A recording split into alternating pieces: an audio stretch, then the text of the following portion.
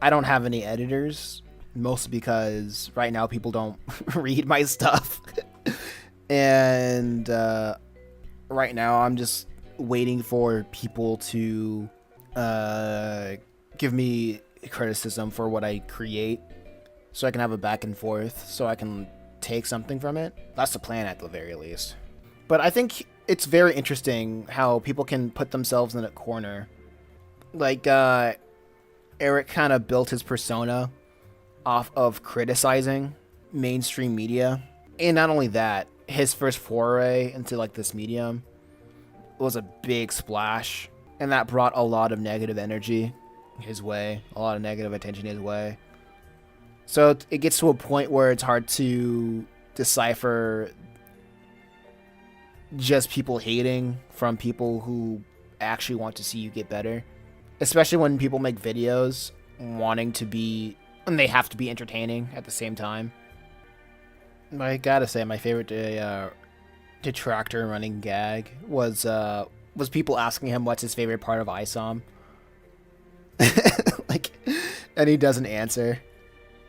My favorite part of ISOM is his sister's quip after ISOM left the hospital. What did she say? The only thing I remember about him going out of the hospital is that he was in an outfit, and some strange woman walking in the alley was passing him by, complimenting him. It was so left pocket. It was so out of pocket. It's like, why was she there in the first place? Why is she walking in in a back alley in a in the inner city? This is probably like a mean thing to say, but I think my favorite part of ISOM is like when he meets his cousin. He meets his niece. I mean, that he was looking for the entire book, and she was like, "Oh, are you safe?" And she was like, "Yeah, I'm safe." And he was like, "All right, cool. I'm gonna go back to trying to beat up on this guy who disrespected me."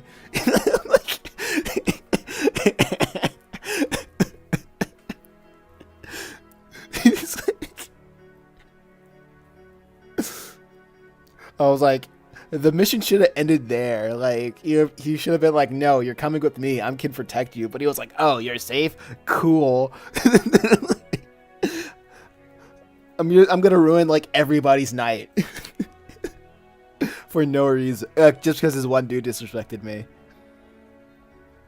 I remember like he went on record saying that was a character flaw of his. But at the end of the day, he still got what he wanted through his character flaw. And I'm like, what the heck is going on?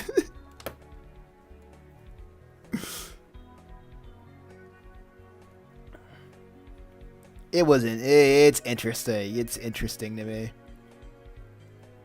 It's a very southern character flaw. Yeah, very. I mean, like, it's fine. It's fine. I don't have a problem with the character flaw. It's just the story that's being told with it. It's like, it's okay to have that character flaw because he still got what he wanted in the end.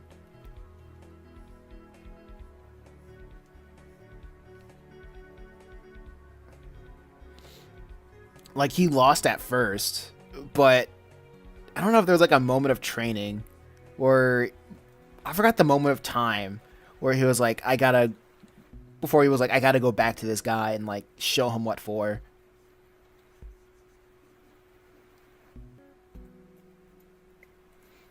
There was no training. Oh.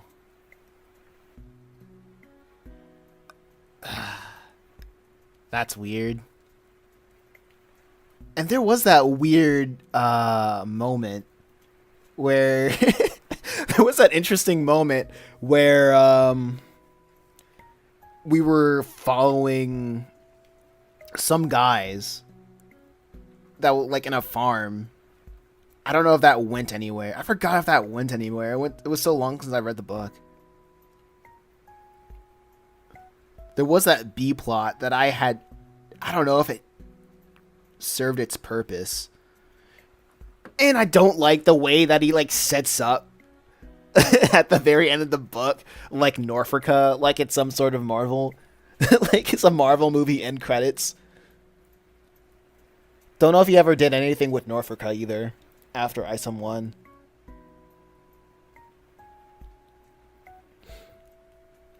Did he do anything with Norfolka? With app?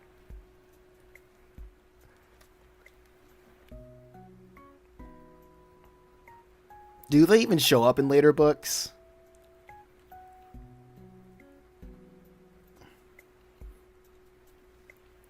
It's kind of an interesting thing. It's very funny to me.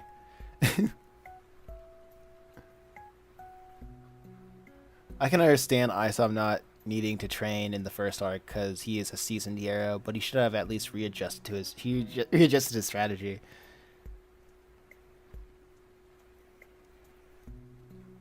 I would have wanted him to fail, just outright.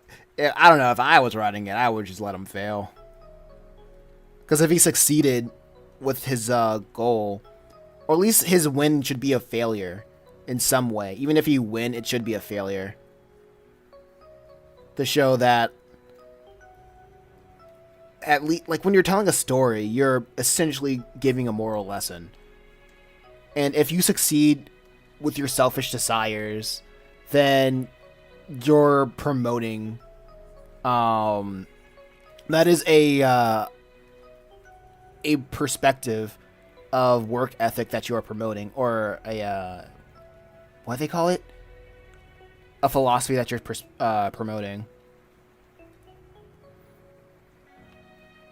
So I would have been like, nah, he loses. The farm led to his employee getting attacked by demons and Gooding showing up. Okay. Okay. That's cool. Wait, Gooding was in the first issue? I gotta look at it. Hold up. I gotta expose my messy room real quick just so I can find this find this book.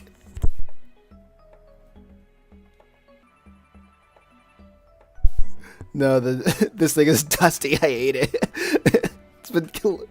It's so dusty.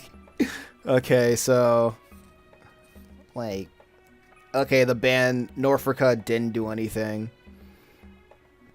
Okay, so one thing, I think Gooding shows up in the second book. Okay, I know the Gooding shows up in the second book because I remember people talking about it. Okay, I want to say something first and foremost. I know everybody says like the art is bad. I don't think the art is bad. I think, oh yeah, it's my favorite part.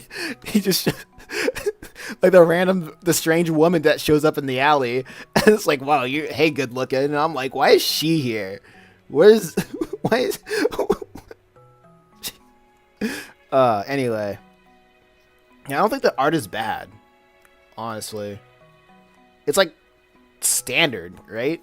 It's good. Especially for like a fully colored, like around 100-ish pages, and pretty good print quality. I like it. But one thing that I gotta agree with, right? Art is fine, yeah. It's like this page. I don't know if you can like understand, but like, you know, when they collide, and then the next thing they don't even collide. They're about to collide, and then the next panel they just like skirt back.